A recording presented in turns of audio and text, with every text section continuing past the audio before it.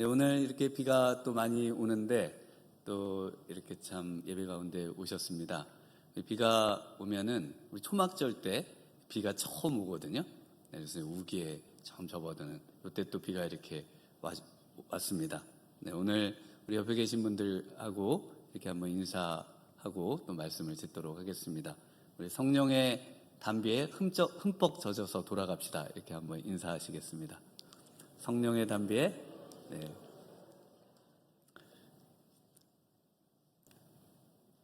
네, 오늘 본문에는 그 요한복음 7장인데요. 요한복음 7장은 그 세 부분으로 이렇게 구분이 되어 있어요.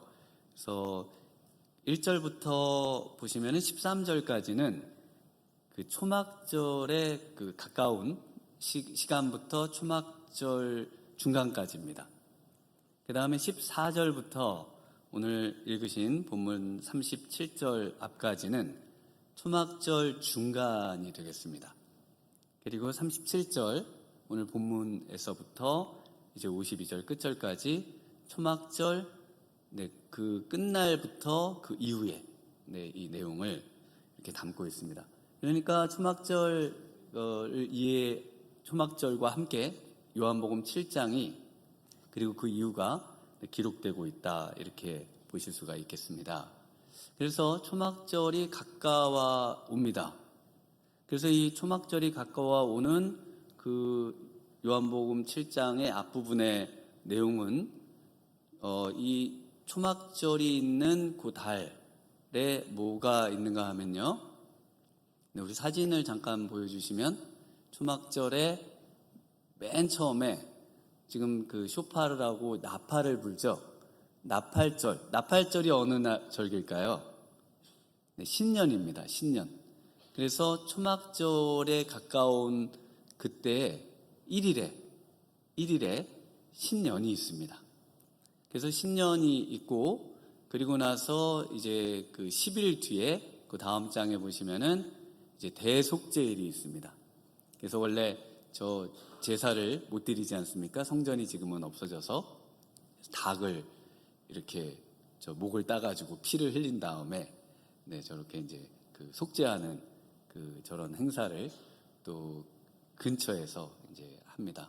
그래서 7월 10일 그러니까 초막절에 가까운 그때 10일에는 그 대속제일이 있습니다. 이때가 그러니까 민족의 가장 중요한 절기가 초막절하고 가까운 때에 다 몰려 있어요. 이때 대속제일에는 도로에 차가 하나도 안 다닙니다. 도로를 전면 다 통제해서 모든 도로에 그 차가 없습니다. 그때 아이들이 자전거 타고 나와가지고 모든 도로를 누비는 때가 또 저 대속제일이 되겠습니다. 그리고 나면은 이제 그 뒤로 5일 뒤에 초막절이 있습니다. 그래서 초막절이 가까운 때에는 이렇게 중요한 그 성경의 절기들이 이렇게 집약되어 있고 모여 있고 그리고 이 초막절에 이제 초막절을 맞이하는 그런 시기가 바로 이 시기가 되겠습니다. 그래서 15일부터 14일 저녁부터 그 사실은 거의 7월 초부터 저 초막을 짓기 시작해요. 그래서 초막을 짓고 그리고 거기에 사람들이 8일 동안 그 절기를 지키는데 그 절기를 가리켜서 초막절이라고 합니다. 그래서 변화선상에서 그 베드로가 예수님의 그 변화된 모습을 보고 뭐라고 하는가 하면은 여기다 초막 셋을 지읍시다 그러잖아요. 그래서 이 예수님의 변화산에 변화되신 시기가 아마도 초막절 때가 아닐까 이렇게 이제 이해를 하기도 합니다. 네, 그래서 저 대추 야자 또 종려나무 가지를 저 입구에다 이렇게 해놨는데요. 지붕에다가도 저 종려나무 가지를 다 엮어가지고 지붕을 만들어서 저 안에서 음식도 먹고 잠도 자고 이렇게 광야 40년 동안 하나님께서 지켜주신 그것을 기념하면서 보내는 절기 바로 초막절입니다. 그런데 예수님께서 이때 초막절에 예수님의 형제들이 초막절에 올라가십시오. 예수님께 계속 이야기하는데 예수님께서는 안 올라가신다고 얘기를 하십니다. 안 올라간다고 얘기하시고, 그러면서 8절에 내 때가 아직 이르지 않았다. 예수님은 계속해서 자신의 때가 이르지 않았다고 물이 포도주로 변화된 사건에서도 말씀하시고, 순간순간 자신의 때가 아직 오지 않았다, 이런 말씀을 하고 계십니다. 그래서 제가 이 예수님의 때가 아직 오지 않았다, 이 말씀을 참 좋아하는데요. 그래서 이 말씀을 떠오를 때마다 제가 좋아하는 시가 늘 떠오릅니다. 그 나짐 히크메트가 쓴 진정한 여행이라는 시에 보면 이런 구절들이 있습니다. 가장 훌륭한 시는 아직 씌어지지 않았습니다. 가장 아름다운 노래는 아직 불러지지 않았습니다. 최고의 날들은 아직 살지 않은 날들입니다. 가장 넓은 바다는 아직 항해되지 않았고, 가장 먼 여행은 아직 끝나지 않았습니다. 불멸의 춤은 아직 추워지지 않았으며, 가장 빛나는 별은 아직 발견되지 않은 별입니다. 그래서 늘 어떤 마음으로 사는가? 나의 최고의 때는 아직 오지 않았습니다. 여러분의 최고의 때는 지나갔습니까? 아직 오지 않았습니까? 네, 아직 오지 않았습니다. 우리 신앙의 분들은 나의 최고의 때는 우리 예수님처럼 아직 오지 않았습니다 라고 말할 수 있는 분입니다. 우리의 최고의 때, 예수님의 최고의 때는 그럼 언제였을까요? 언제를 바라보면서 늘 사셨을까요? 바로 십자가에 달려 죽으시는, 죽음과 부활을 경험하는 그때에 딱 이렇게 설정이 딱 돼 있어요. 그래서 예수님의 최고의 때는 언제라고요? 죽음의 때입니다. 그래서 우리 성도님들의 최고의 때는 언제가 되어야 될까요? 과거가 아니라 바로 우리의 죽음의 때가 가장 영광스럽고 가장 최고의 때라고 고백할 수 있는, 그것이 바로 믿음이 아닌가 싶습니다. 네, 우리 예수님께서 안 올라가신다고 하시더니 명절 중간에 올라가십니다. 10절쯤에 보시면은 올라가세요. 그래서 왜 이 명절에는 안 올라가겠다고 하셨는데 또 올라가셨냐? 그래서 이 성경을 읽으실 때 참 어려움들이 있으세요. 안 올라가신다고 지금 또 올라가시거든요. 그래서 그 올라감의 의미가 다르다, 이렇게 생각하시면 됩니다. 올라간다는 것은 예수님에게는 영광을 받고 하늘로 올라감을 의미하고, 또 이 형제들에게는 예루살렘으로 명절을 지키러 올라감을 의미하고, 굉장히 그래서 요한복음 이야기가 좀 어려울 때가 있습니다. 어쨌든 예수님이 지금 명절 중간에 올라가셔요. 그래서 올라가셔서 성전에서 가르치시기 시작을 하십니다. 그래서 28절에 보시면은 예수께서 성전에서 가르치시며 외쳐 이르시되, 그래서 여기서 한번 외쳐 이르시면서 성전에서 명절 중간 14절부터 계속해서 가르치시는 그런 사역을 하시는 것을 볼 수가 있습니다. 그리고 이제 오늘 본문에 명절 끝날, 초막절이죠. 초막절 끝날에 서서 외쳐 이르셨습니다. 그래서 예수님께서 왜 명절 끝날에는 서서 외치셨는가? 왜 외치시면서 계속 외치신 그 말씀 앞에 서서라는 말씀을 넣고, 또 이 명절 끝날에는 또 예수님께서 이렇게 목청을 높이셔서 외치신 이유가 무엇인가, 이것들을 같이 한번 그 의미를 생각해 보도록 하겠습니다. 네, 첫 번째로는요, 예수님이 외치심의 근본적인 이유는 전부 요한복음 초두부터 또 이 초막절의 중간에도 마찬가지고 또 끝에도 마찬가지고 전부 믿도록 하기 위해서 외치셨습니다. 우리 37절 한번 같이 읽어보겠습니다. 시작. 명절 끝날 곧 큰 날에 예수께서 서서 외쳐 이르시되 누구든지 목마르거든 내게로 와서 마시라. 네, 이 명절 끝날, 8일 중에 마지막 날입니다. 이때 예수님은 어디에 계셨을까요? 네, 역시 성전에 지금 계셨어요. 그래서 성전에서는 매일 아침마다 무슨 행사가 일어나냐면, 이 초막절에 이 대제사장을 이제 선두로 해서 그 실로암 못에 내려가서요, 실로암 못에 있는 물을 길러 옵니다. 그리고는 이제 그 나팔을 불고 신년 때 불었던 나팔을 또 불고요. 이 부는 방식이 또 있습니다. 이 신년에 부는 초막절에 부는 이 방식에 따라서 이제 불고, 그리고는 그 물을 길어온 물을 그 제단에다가 붓습니다. 그리고는 제단에다가 붓고 뭘 하냐면은 대제사장이 이 초막절 기간에 이제 처음 비가 오는 거거든요. 그래서 우리에게 비를 내려달라고 간절히 기도합니다. 그래서 이것이 이 초막절의 가장 중요한 행사예요. 왜냐하면 비가 와야 살거든요. 비가 안 오면 살 수가 없어요. 그래서 이 중요한 비가 내리기를 간절히 기도하는 시기가 이 시기입니다. 이때 내리는 비를 성경에서 뭐라고 부를까요? 가장 빨리 내리니까 이른비가 이때 내리는 비입니다. 이른비의 축복. 바로 초막절에 내리는 비예요.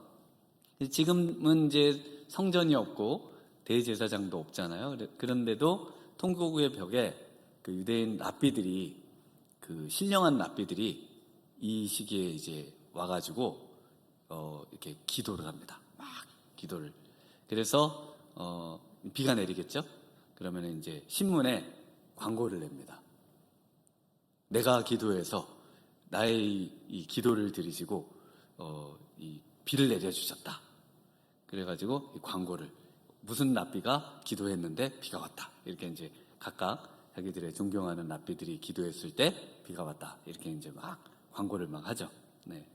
그래서 제가 이런 상황에서 우리 예수님의 이 행적을 읽어보면은, 예수님도 이때 그 서서 계시지만 말고 소리만 막 이렇게 막 지르고 이러지 마시고 좀 딱 멋있게 그 옆에다 물 붓고 막 기도할 때 그 옆에서 딱 엘리야처럼 이렇게 딱 이목을 집중시킨 다음에 내가 기도할 때 비가 온다 그러고 딱 손을 들고 쫙 기도를 해가지고 비가 그때 쫙 내리면은, 그 전국에 모든 유대인들이 이 초막절에 정말 사람이 어마어마한 인파가 모이거든요. 그때 우리 예수님이 정말 놀라운 분이시다, 이런 것들이 이렇게 참 드러날 텐데, 예수님이 오병이어 기적도 일으키시고 막 무리도 거르시던 그 예수님이 초막절의 이 중요한 행사의 순간에 이때는 그냥 서서 외치시기만 하십니다. 서서 외치시기만 하세요. 능력을 보여주시면은 믿고 아주 신나고 너무 좋을 것 같은데 이때는 그렇게 하지를 않으십니다. 예수님이 그래서 굉장히 이 기적을 제한적으로 사용하시는 것을 알 수가 있습니다. 왜냐하면 기적은 참된 믿음으로 연결되지가 않는 경우가 많아요. 기적을 보고 믿는 경우가 많지 않다는 겁니다. 그래서 나사로와 부자 이야기에서 누가복음 16장에서 거지 나사로는 천국 가고 부자는 이제 지옥에 가게 됐잖아요. 호화롭게 살다가. 그런 다음에 이제 지옥에 간 부자가 이거 너무 자기가 있는 곳이 너무 고통스럽고, 그래서 하늘에 있는 아브라함에게 저 죽은 나사로를 살려서 형제들에게 보내주시면은 우리 형제 5이 죽은 사람이 살아온 거를 보고 회개하고 우리 예수님을 믿고 이 정말 끔찍한 지옥에 오지 않을 겁니다. 그렇게 이야기를 해요. 뭐라고 얘기하냐면, 아버지 아브라함이여, 만일 죽은 자에게서 그에게 가는 자가 있으면 회개하리이다. 그때 아브라함이 뭐라고 합니까? 이르되 모세와 선지자들에게 듣지 아니하면 비록 죽은 자 가운데서 살아나는 자가 있을지라도 권함을 받지 아니하리라 하시니라. 그래서 예수님은 사실 기적보다 말씀을 통해서 진정한 회개와 믿음이 생긴다는 것을 몸소 보여주셨습니다. 그래서 정말 진정한 회개와 믿음은 언제 생기는가? 하나님의 말씀을 듣고 그 말씀 때문에 정말 마음의 심령의 변화를 경험할 때, 그때 정말 구원 얻는 믿음이 생겨나는 것입니다. 그래서 우리 예수님께서 서서 외치신 것이죠. 네, 이 명절이 명절 끝날이 큰 날이라고 되어 있습니다. 오늘 본문에 보시면 왜 이 날이 클까요? 왜 이날이 크냐면 이날이 명절에 최고의 하이라이트가 있는 날입니다. 그래서 구약 성경의 느헤미야, 에스라 다 보셔도 이 바로 이날이 끝날 요 날에 아주 대성회로 보여요. 이날은 어떤 일을 하는가 하면은 이날 이제 창세기를 다시 읽기 시작하는 날이 이날입니다. 그래서 토라의 신랑이라고 불리는 이제 분이 있고 창세기의 신랑이라고 불리는 두 사람이 나와서 토라의 신랑이라고 불리는 분은 신명기 마지막 장을 읽으시고요. 그 다음에 창세기의 신랑이라고 하는 분은 창세기의 첫 장을 읽으면서 이제 끝과 처음이 만나는 바로 그날이 이날입니다. 그러니까 이날 그동안 성경 일독하느라고 고생했는데 일독이 딱 끝남과 동시에 다시 첫 장을 읽기 시작하는 그런 또 날이 이날인데, 그래서 이날 이렇게 토라의 기쁨이라고 부르는 날입니다. 그래서 하나님이 주신 하나님의 말씀의 기쁨을 최고로 누리는 날이다, 그렇게 부르는데 정말 토라 때문에 기쁜지 하나님의 말씀 때문에 기쁜지는 모르겠어요. 근데 모든 사람들이 어쨌든 이 날을 정말 큰 날로 생각하고 너무나 하나님의 말씀을 듣고 눈물을 흘리고 기뻐하고 했던 그 역사를 떠올리면서 이날 사람들이 축제를 하고 축하를 하고 하는 날이 바로 이 마지막 날, 이 초막절의 마지막 날인 거예요. 그래서 성경을 이제 일독을 하면서 막 춤을 추고 그 토라를 들고 행진을 하고 막 그러거든요. 행진을 하고 그러면서 또 실로암 못에 물 떠와서 물 붓고 또 이사야서 12장 3절 그러므로 너희가 기쁨으로 구원의 우물들에서 물을 기르리로다 하면서 막 찬송을 부르고 그러면서 너무나 행복하고 또 기뻐하는 그런 날, 가장 기뻐하는 날을 하루 꼽으라고 한다면은 바로 이 초막절에 마지막 날을 꼽을 수가 있습니다. 그런데 예수님께는 오지 않아요. 오히려 예수님을 어떻게 하려고 합니까? 사람들은 죽이려고 하죠. 그래서 계속 예수님을 죽이려고 한다는, 잡으려고 한다는 내용들이 나와 있습니다.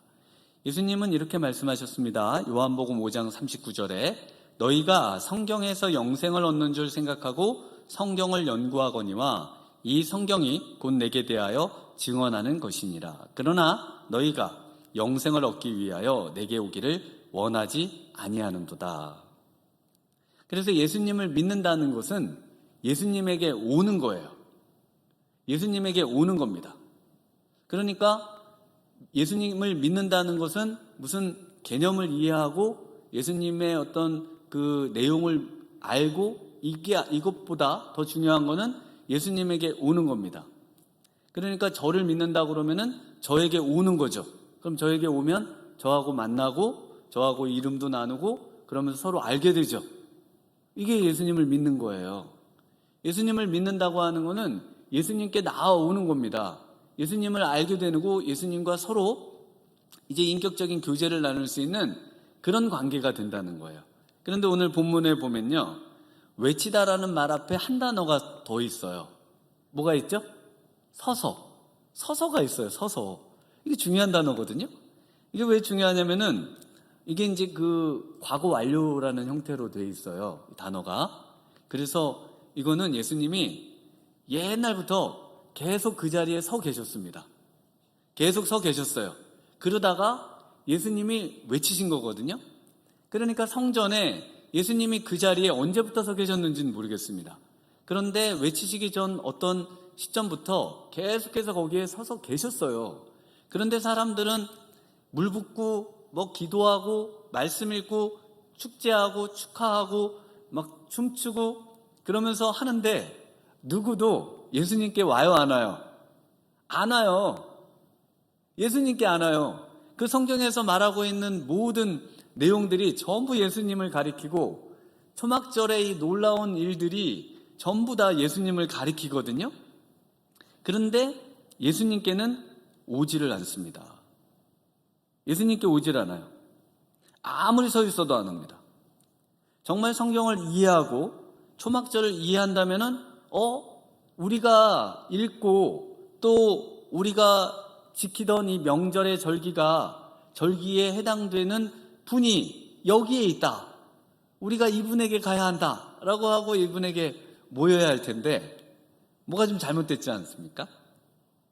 계속해서 서 계신 예수님께는 나아오지 않는 모습, 이런 모습을 볼 수가 있습니다. 그래서 예수님이 어떻게 하셨어요? 외치신 겁니다. 왜 내게 안 오냐? 내게 와야 되는데 왜 내게 안 오냐? 내게 와야 그게 맞잖아요.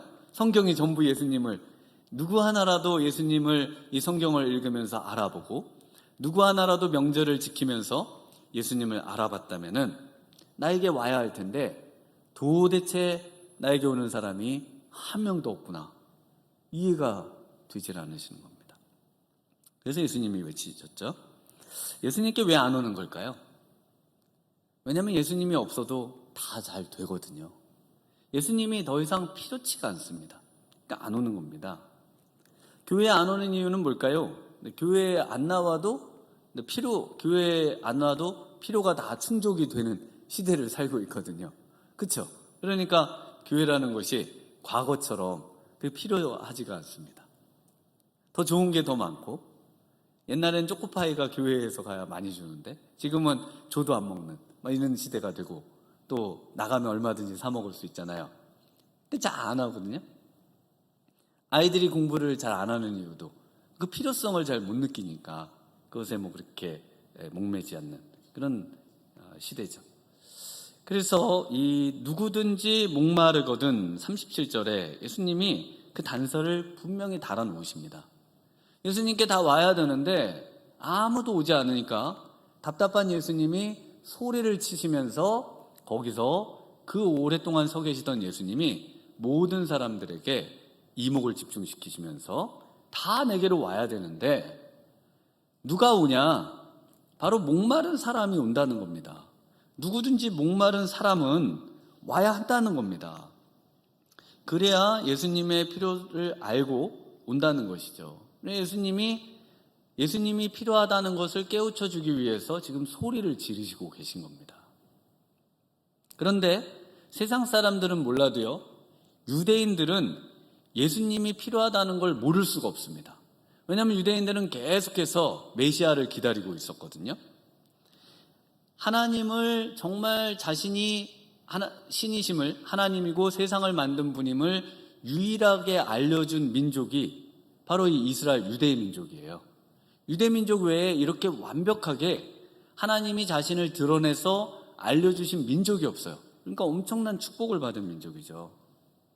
그리고 하나님의 말씀을 문자로 기록을 해가지고 그거를 손에 들려준 민족도 이 이스라엘 민족밖에 없습니다. 유대 민족밖에 없어요. 그리고 이렇게 초막절, 나팔 불죠? 그럼 나팔 분다는 의미가 뭐냐면 하나님이 이 땅에 이제 마지막 때에 오셔서 모든 세상을 심판하신다는 그런 어떤 그 성경의 개념을 다 갖고 있는 민족이 이스라엘 민족이에요. 세상은 윤회도 한다고 그러고 없어진다고 그러고도 하고 그러잖아요. 근데 유대인들은 그럴 수가 없습니다. 신이 이 땅에 오셔서 세상을 만든 하나님이 오셔서 모든 인류를 심판한다는 그 우리가 믿고 있는 그 개념을 이분들은 처음부터 하나님께 받아서 알고 있는 사람들입니다. 그래서 대속죄, 하나님께 죄를 용서받아야만 정말 구원을 받고 멸망을 당하지 않는다는 그 모든 정말 그 진리를 알고 있는 사람들이 이 사람들이에요. 그래서 이 초막절 마지막 날이 며칠째라고 그랬죠? 8일째죠. 8일이에요. 그래서 이 8일이 굉장히 중요한데 이 날이 큰 날이잖아요. 이런 날이 없습니다. 근데 우리 예수님이 언제 부활하셨어요? 안식구? 첫날. 며칠째예요? 날짜로 치면 8일째입니다. 8일이에요. 그래서 이 마지막 날 큰 날은 예수님의 부활의 날을 정말 떠올리게 하는 날입니다. 왜 이 날이 클까? 왜 이날 정말 이날 우리가 명절을 가장 큰 날로 지킬까? 왜 이날 그 성경의 모든 것이 처음과 끝이 만나는 모든 것이 완벽하게 이루어지는 날일까? 이런 것들을 생각하면서 예수님을 믿고 받아들여야 되는 날이 바로 이 명절 끝날이거든요. 그런데 이분들은 이날 모여서 놀아요. 열심히 노는데 예수님께는 나오지 않습니다. 예수님에 대한 피로를 느끼지도 못해요. 우리가 주일이라고 할 때는요, 바로 이 초막절 끝날입니다. 그러니까 오늘 우리도 사실은 초막절에 마지막 날 지금 모여 계신 거예요. 8일째, 예수님이 부활한 날, 이날 우리가 모여서 주일을 또 지키고 계신 것이죠. 그래서 하나님의 말씀과 제사제도, 모든 절기, 이런 거를 예수님을 가리키고 있기 때문에 예수님을 부인할 수는 없습니다. 그러나 예수님을 필요로 하지는 않는 그런 모습이죠. 42절에도 보시면요, 그래서 사람들이 이 예수님이 외쳐 부르신 말씀을 듣고 사람들이 이런저런 이야기를 막 합니다. 성경에 이르기를 그리스도는 다윗의 씨로 또 다윗이 살던 마을 베들레헴에서 나오리라 하지 아니하였느냐 하며. 그런데 예수님이 정말 베들레헴에서 태어나셨을 때 어떤 일이 일어났습니까? 그때 동방박사가 별을 따라 베들레헴에 가서 아기 예수님께 경배하려고 할 때 헤롯과 그 예루살렘이 소동하면서 예수님이 메시아가 어디서 나겠느냐 알아보니까 베들레헴이죠. 성경에 유다 베들레헴, 작지만 너에게서 큰 자가 나온다는 말씀들이 있고 예수님이 베들레헴에서 태어난다는 것을 다 압니다. 그런데 어떻게 해요? 헤롯이 오히려 그곳으로부터 반경 30km에 있는 모든 2살 이하의 아이들을 다 학살을 합니다. 예수님이 메시아가 베들레헴에서 태어난다는 것을 알면 가서 예수님께 경배하고 그분을 모셔드리고 그분을 영접하고 해야 될 것 같은데 세상은 그렇지 않다는 겁니다. 어마어마한 일들이 일어난 것이죠. 그래서 필요를 안다고 해서 그 일을 하는 것도 아닌 겁니다. 그러니까 어떻게 해야 되는 건가요? 고집을 꺾어야 되는 거예요. 우리의 고집과 마음을 우리가 그걸 돌이켜야 됩니다. 그냥 완고하고 고집스러운 상태로는 절대로 예수님께 나올 수도 없고 예수님을 믿을 수도 없어요. 하나님이 계심을 알고 예수님이 필요하다는 걸 알아도 그분 앞에 나를 내놓고 정말 그분을 영접하고 그분 앞에 나를 회개하고 그분을 나의 주인으로 삼고 그분을 위해서 내 생을 드리겠다고 그렇게 고백하면서 살 수 있는 인생이 되지 않는다는 겁니다. 온전히 정말 예수님 앞에 나와서 그 마음을 예수님께 내어놓아야만, 그리고 그 마음을 완벽하게 굴복시켜야만 되는 것이지, 그냥 그 절기는 절기대로 지키고 예수님은 내팽개치고 오히려 예수님을 죽이려 하고 예수님을 멀리 떠나보내려고 하고 하는 인생에게는 소망이 1도 없습니다. 1도 없어요. 그래서 예수님이 사용하신 방법이 뭡니까? 예수님이 사용하신 방법이 오늘 본문에 서서 크게 외치신 겁니다. 외치셨어요. 이날 다 웃고 떠들고 너무 기쁘고 춤추고 놀고 이러는데 예수님께서 소리를 지르시면서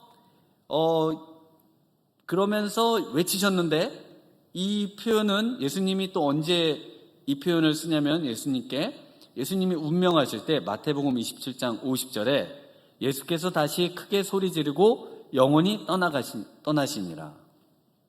예수님이 운명하실 때 또 크게 소리를 지르셨습니다. 그러니까 여기서 이 소리 지름이 어떤 의미로 다가오세요?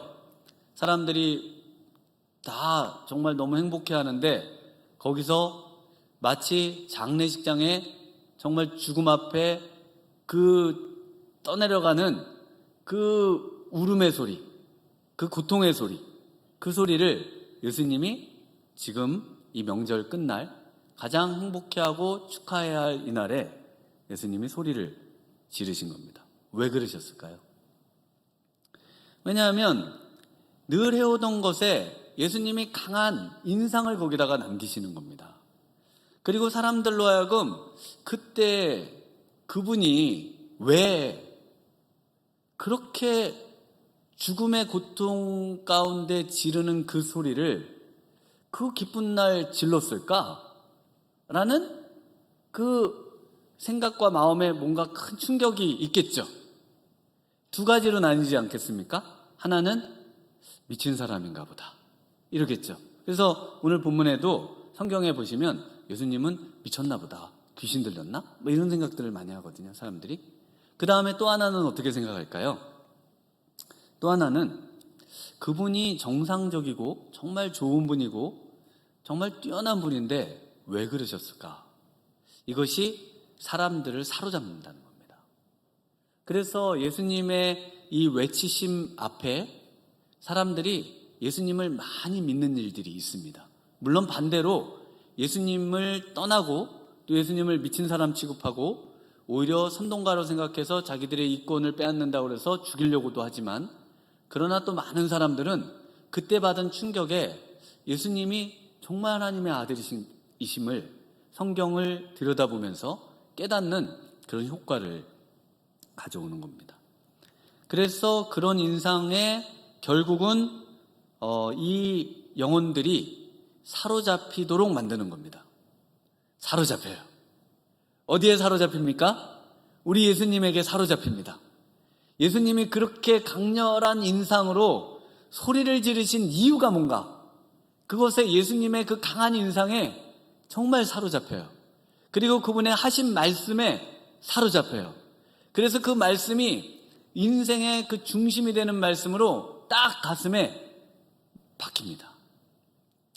그래서 우리 예수님이 그런 강렬한 인상을 통해서 사람들로 하여금 예수님을 생각해 보도록 만들고, 또 예수님이 하신 말씀이 그냥 늘상 읽던 말씀에, 흘러가는 말씀에 들었다 한쪽 귀로 들었다 한쪽 귀로 사라지는 말씀으로 없어지는 말씀이 아니라 그 말씀이 가슴 한복판에 콱 못이 박혀서 그 말씀에 사로잡혀서 살아가는 인생이 되도록 예수님이 소리를 지르시면서 말씀하고 계신 것입니다. 세 번째는요, 우리 예수님께서 왜 서서 외치셨습니까? 왜냐하면은 생수의 강이 흘러나도록 하기 위해서, 우리의 인생이 생수의 강이 흘러나도록 하기 위해서 그러셨습니다. 우리 38절과 39절 같이 한번 읽어보겠습니다.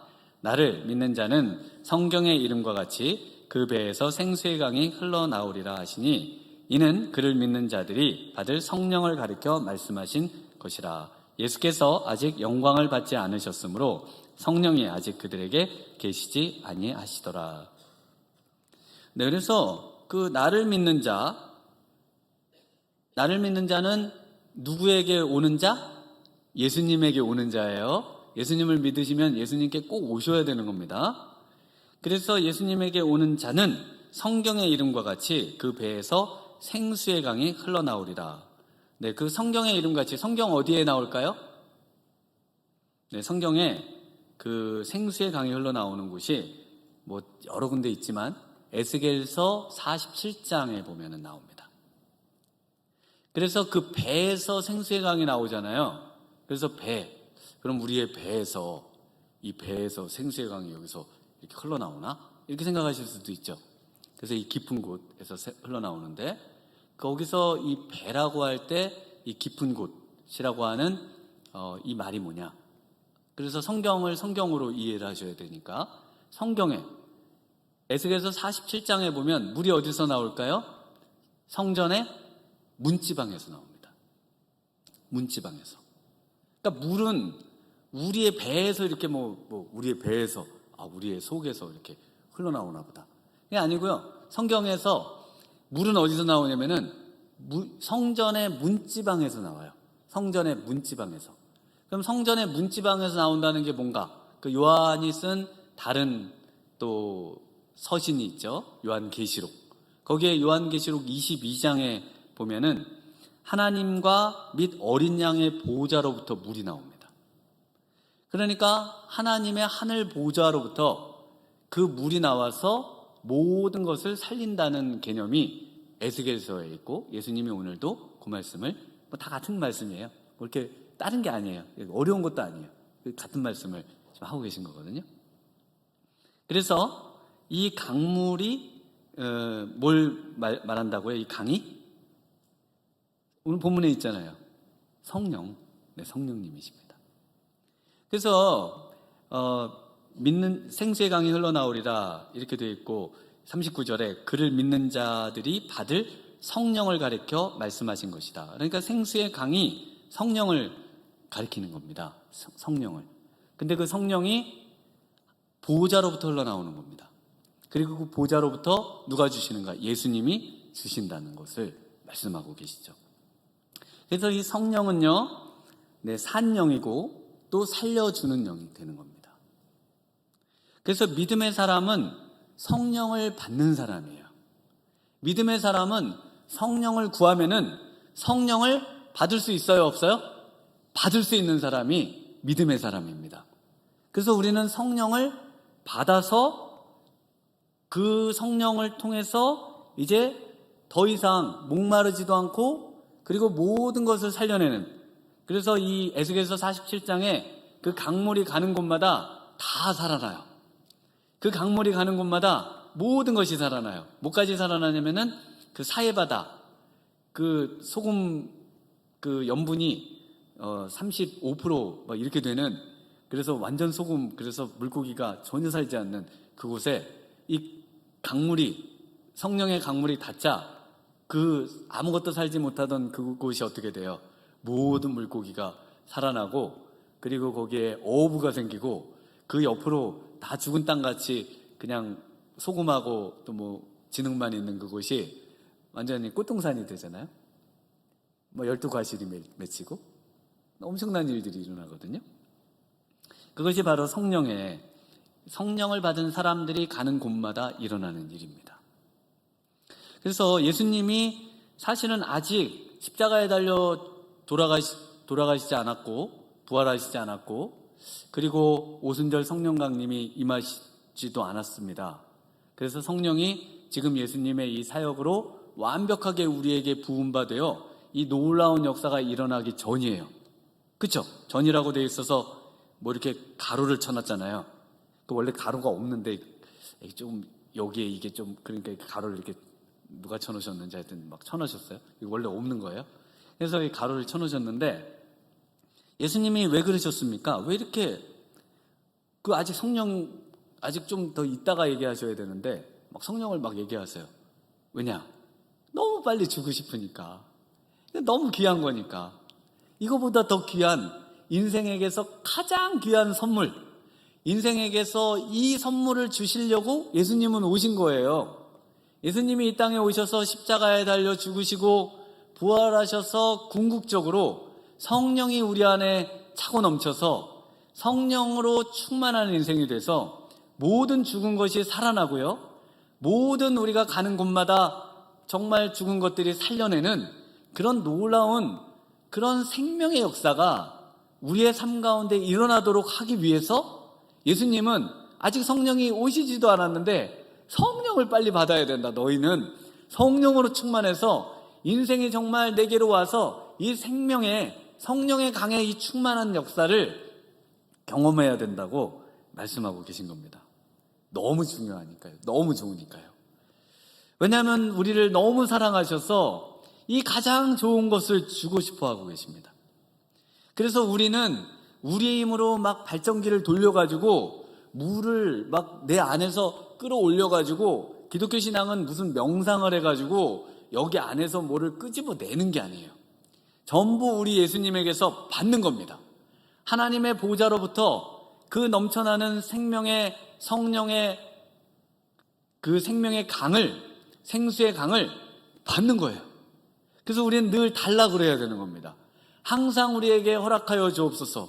주님에게서 끊겨있는 생명은 전혀 살 수 없는 생명입니다 라고 고백하는 그런 인생이 믿음의 인생인 겁니다.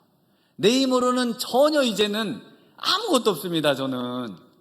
그래서 주님, 이 메마른 곳에 우리 주님의 성령이 차고 넘치기를, 늘 차고 넘치기를, 오늘도 차고 넘치고 내일도 차고 넘치고 영원토록 주님의 은혜로만 살아갈 수 있는 인생이라는 것을 고백하는 그런 인생, 바로 생수의 강의 인생이 되는 것이죠.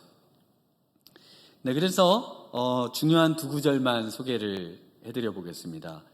물된 동산, 이사야서 58장 11절에 여호와가 너를 항상 인도하여 메마른 곳에서도 내 영혼을 만족하게 하며 내 뼈를 견고하게 하리니 너는 물된 동산 같겠고 물이 끊어지지 아니하는 샘 같을 것이라. 그 이스라엘 백성들이 초막절을 지키는 이유는 40년 동안 그 메마른 광야를 다니는데 물이 끊이지 않았거든요. 어떻게 그럴 수 있습니까? 물이 어디서 났어요? 물이 없는데요? 어디서 생겼어요? 반석을 치니까 반석에서 나왔죠. 그 반석이 뭐라고요? 그리스도, 예수님이시잖아요. 못 먹는 물에다가 나무를 넣는데 그 나무는 무슨 나무? 네, 십자가 나무를, 십자가로 그 물이 변화되는 예수님이 궁극적인 생수가 되심을 보여주는 거죠. 물이 없는데 물이 오는 거예요. 우리에게서 물이 나는 게 아니에요. 내가 땅 판다고 물이 생기는 것이 아니고 하나님이 우리에게 그리스도를 통해서 생수를 주시는 겁니다.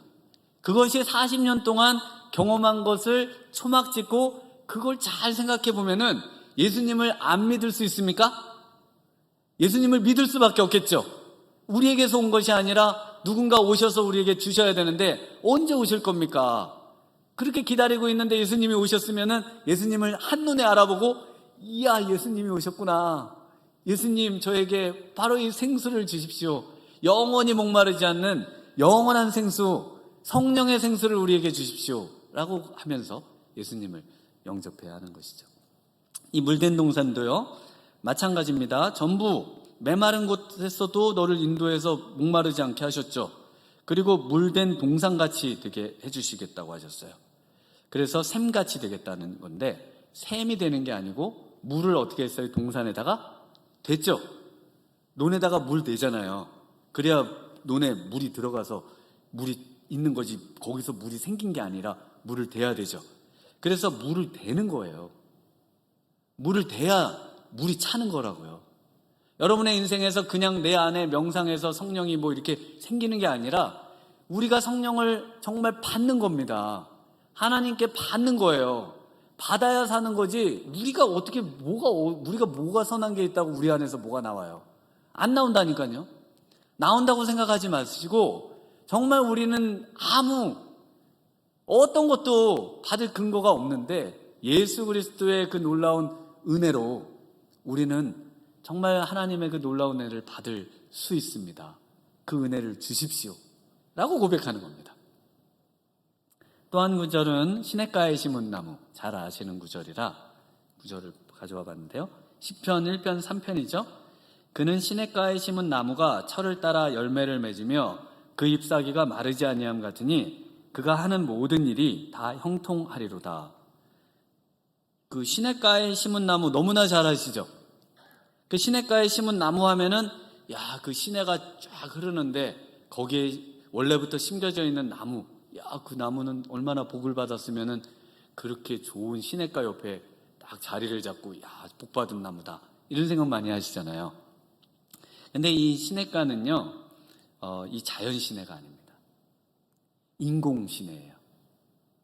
인공호수예요. 인공호수. 그래서 인공호수에다가 나무를 갖다가 거기다 심은 겁니다. 정말이에요. 네, 지금 이제 혹시 좀 말씀에 이렇게 충격을 혹시 받으실 수도 있으신데, 이 시내는 인공호수라니까요. 인공호수. 그러니까 어떤 거냐면은 호수공원이 있잖아요. 호수공원을 만든 다음에 우리를 그 호수공원 그 좋은 자리, 물을 빨아들이고 그 마음껏 살 수 있도록 거기다가 딱 우리를 심어 놓은 겁니다. 그러니까 호수공원은 누가 만드셨어요? 예수님이 만드셨고, 동탄 씨가 만든 게 아니고 예수님이 만드셨고, 그 호수의 물은요 성령님이시고, 이해가 잘 되시죠? 이렇게 하니까. 네, 이게 안 가봤습니다, 전 아직. 그 다음에 이제 거기에 나무, 우리를 거기다가 딱 옮겨 심어서 이제 영원토록 그 물을 마음껏 빨아들이면서 마음껏 우리 안에 있는 모든 생명력을 총 발휘해서 거기서 많은 열매를 맺고 정말 놀라운 일들을 하는 그런 시냇가에 심겨진 호수공원에 심겨진 나무와 같은 인생이 되라. 그래서 모든 것이 다 형통하다는 말씀을 잎사귀도 마르지 않고요, 열매도 맺고요, 그리고 모든 일이 형통하게 되는 인생이 되는 것입니다. 오늘 정말 이 성령이 오늘 우리의 심령 가운데 임하기를 원합니다. 정말 그러려면은 먼저 우리가 예수님께 가셔야 돼요. 예수님께 나아오셔야 됩니다. 예배 지금 초막절 마지막 날 오셔서 그냥 와서 늘 듣던 말씀 또 듣고, 그리고 이제 가서 그냥 뭐 또 잊어버렸다가, 그리고 또 와서 또 그 일을 한다고 해서 우리의 삶은 전혀 나아지지 않습니다. 오늘 우리 가운데 초대사회에 거니시는 그 예수님 앞에 우리가 맞닥뜨려서 정말 그분을 앞에 우리의 모습을 직면시키고, 그분 앞에 우리가 정말 당신은 나의 하나님이시고 나의 주님이십니다라고 뭐 직접 여기서 무릎을 꿇으실 건 없지만 정말 그분 앞에 무릎을 꿇고 그분을 나의 삶의 주인으로 모시고 내 삶을 주님께 드립니다 라고 고백하는 인생에게, 우리 예수님이 그 목마른 인생에게 생수의 강이 흘러넘치는 그런 은혜를 주십니다. 오늘 성령 충만하여 이 놀라운 은혜로 승리하시는 우리 성도님들 되시기를 주님의 이름으로 축원합니다. 기도하시겠습니다. 하나님 아버지, 감사를 드립니다. 오늘 이 아침에 명절 끝날 큰 날에 서서 외치시며 안타까워하시며 우리의 심령에 강한 인상으로, 우리의 심령에 정말 떠나지 않는 그런 예수님의 모습으로 우리와 함께하기를 원하시는 예수님, 정말 이 시간 주님을 우리의 마음에 모셔드립니다. 우리에게 성령으로 충만하게 하여 주시고, 성령으로 정말 놀라운 시냇가에 심은 하나님 정말 나무와 같은 인생이 되게 하여 주시고, 또 하나님 물된 동산 같은 그런 광야에서도 목마르지 않고 영원한 생수를 마시는 복된 인생 되도록 은혜 주시기를 간절히 소망하옵고 예수님 이름으로 기도드리옵나이다.